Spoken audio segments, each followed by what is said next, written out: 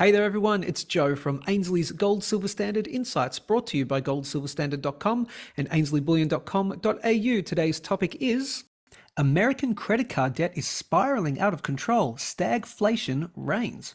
That's posted on the Ainslie website. I'll put a link below for you to follow along. Of course, we have Chris Tipper here to break down the morning's news. And joining Chris today is Ainslie team member and regular contributor, Branko. So, gentlemen, over to you.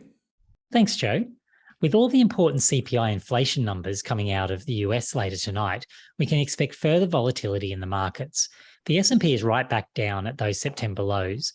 The Aussie markets are looking a little bit better, but that's largely reflecting a very weak Aussie dollar that will likely continue lower also if the US markets do end up breaking lower tonight, with money flowing out of risk and into safety.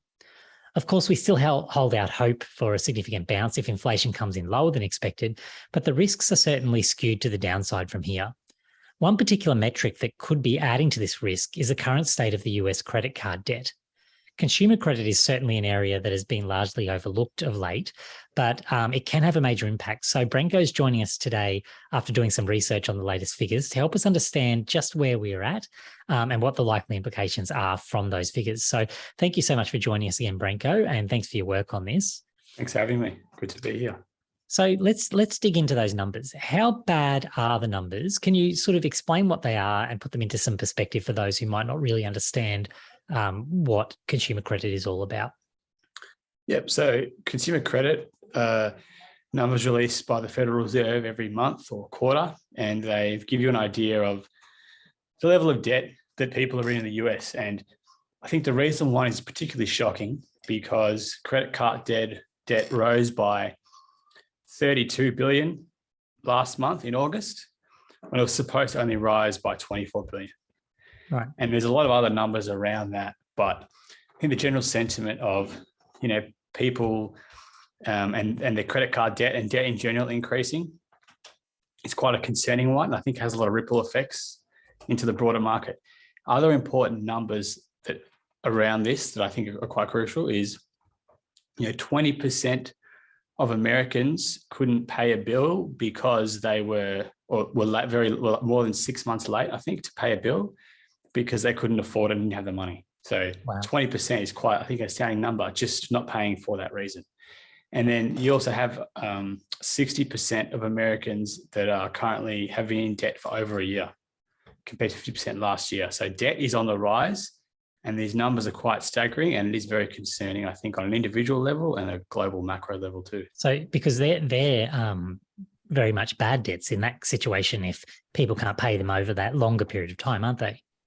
Correct. I mean, for 60% to be in debt over a year, that could almost bring into question a lot of the car loans, which is included in consumer credit as well, and a lot of these longer term loans about their viability moving forward. And, you don't want to be stuck in a 2008 situation where you're holding some of these loans.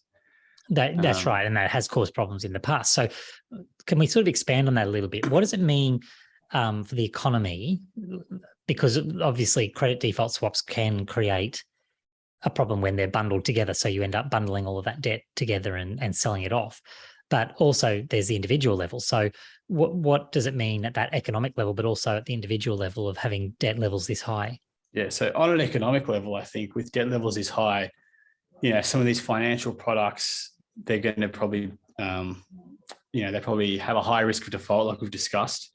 Don't know if this is related, but, Credit Suisse is under a lot of pressure at the moment as a bank.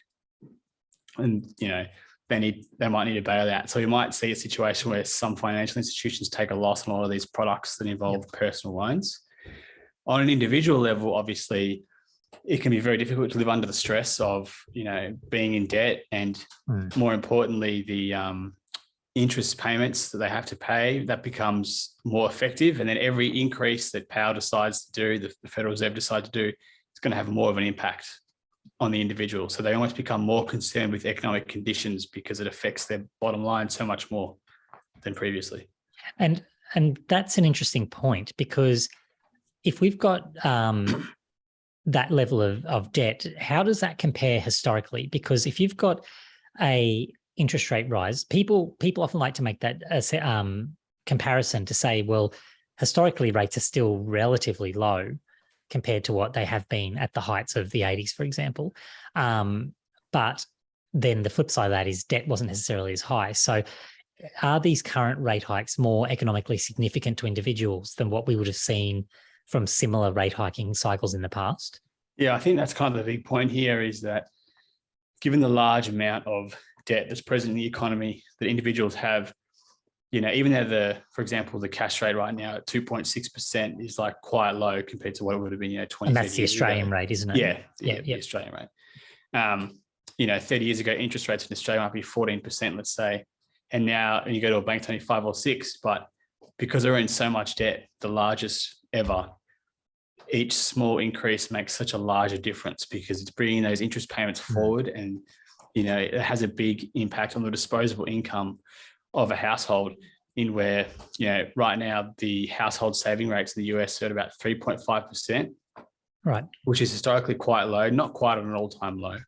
And we did see that bump in savings rates during the COVID with the stimulus package and some of the lockdown policies affecting that.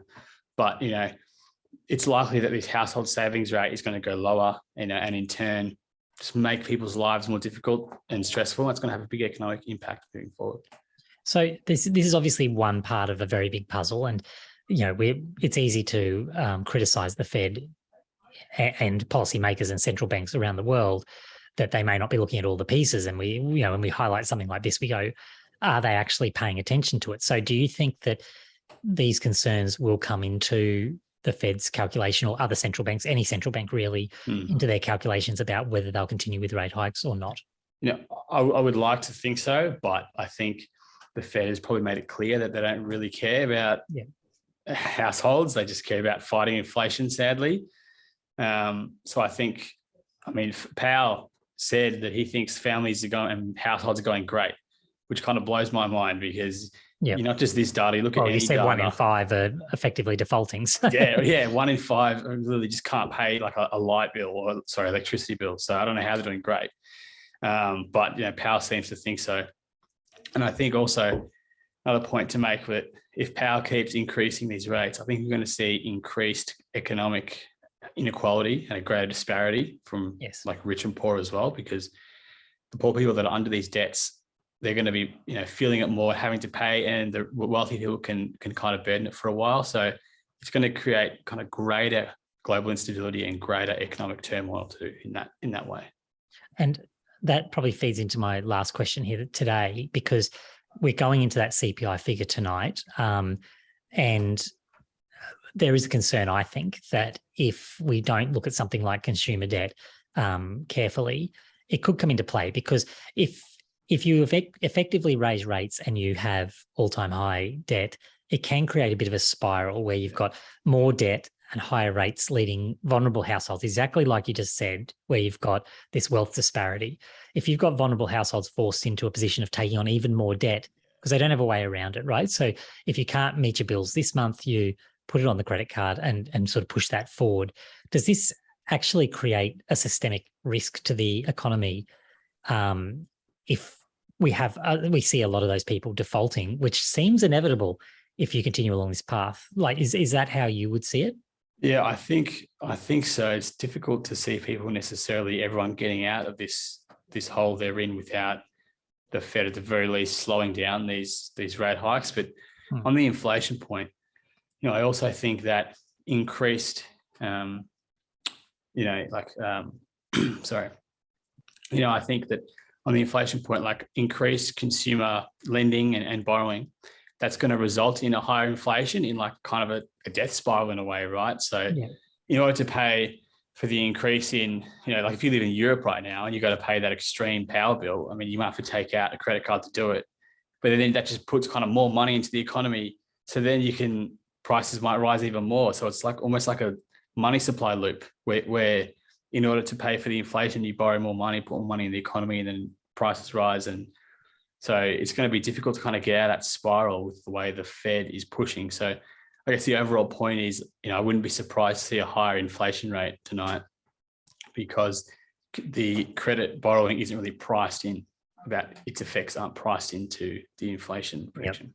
That's really useful analysis, because I hadn't really thought of it like that. But I think you're right there that, if you keep pushing that, it's kind of like the situation we saw in the UK where you've got the government working against what the central bank is trying to do. If in this situation, if credit is working against what the central bank is trying to do because they're sort of just allowing people to continue to push further out, it eventually has to stop, and it will be forced to stop through default, which doesn't end well for anybody. So yeah, that's a really interesting point. So thank you so much for joining us today and digging into that data, because I don't think it's one that's really being talked about a whole lot. I've seen a lot of analysis about inflation and impacts, but not really a heavy focus on consumer credit. So that's really useful, I think. So thank you for that today.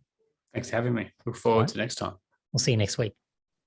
Brilliant insights as always, Branko. Thanks for being on the show again. And Chris, I'll see you on the next one. And for the audience, of course, head over to the Discord channel. That's discord.gg/gold, the perfect way to continue the conversation. Chris and Branko will be there for the next 1 or 2 hours after the upload of this video. So go over there, ask your questions, get some answers, and also give us your feedback. We really want to hear from you. I, of course, always want you to subscribe to the YouTube channel. That's youtube.com/Ainslie Bullion for the wide range of informational videos that we post 5 days a week, including specials and more. And while you're there on the internet, head over to goldsilverstandard.com, which is bringing gold and silver into the digital world. As we say here at the end, balance your wealth in an unbalanced world. Take care, and we'll see you next time.